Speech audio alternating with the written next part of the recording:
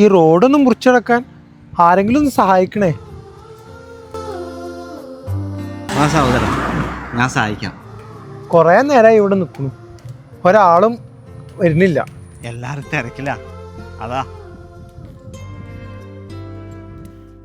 ആ മതില് കഴിഞ്ഞാലേ ഒരു കടൽ തീരണ്ട്, പിന്നെ അവിടുന്ന് കൊണ്ടാക്കി തരൂ. അറിയാം, ഞാൻ കൊണ്ടുവിടാം. എന്താ പേര്? മജ്നു. ആഹാ, അപ്പൊ ലൈലയുടെ? ഈ കണ്ണുപൊട്ടനൊക്കെ ഏത് ലൈല പ്രേമിക്കാനാ സഹോദര? ഇന്ന് വേല ഇറക്കാൻ തോന്നുന്നു. കടല് ഭയങ്കര ശാന്താണ്. നിങ്ങളൊക്കെ വലിയ ഭാഗ്യവന്മാരല്ലേ. ഈ കണ്ണ് കാണാത്ത ഇക്കൊക്കെ ഈ ഭൂമി എത്ര സുന്ദരാണ്. അപ്പോ ഈ കണ്ണ് കാണുന്ന നിങ്ങൾക്കൊക്കെ ഈ ഭൂമി എന്ത് രസമായിരിക്കും അല്ലേ? എനിക്കും കണ്ണ് കാണാൻ കഴിയില്ല സഹോദര. അപ്പോ നിങ്ങളെങ്ങനെ ഇന്ന റോഡ്?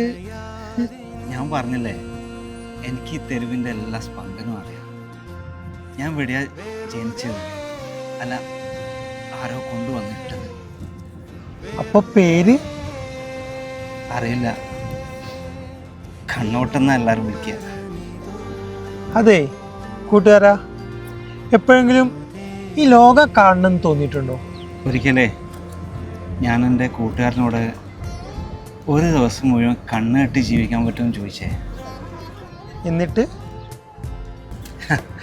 എന്നിട്ടെന്താ, ഉച്ച വരെ മൂപ്പര് പിടിച്ചു തന്നു. അത് കഴിഞ്ഞ് വന്ന് കെട്ടിപ്പിടിച്ച് കരഞ്ഞു.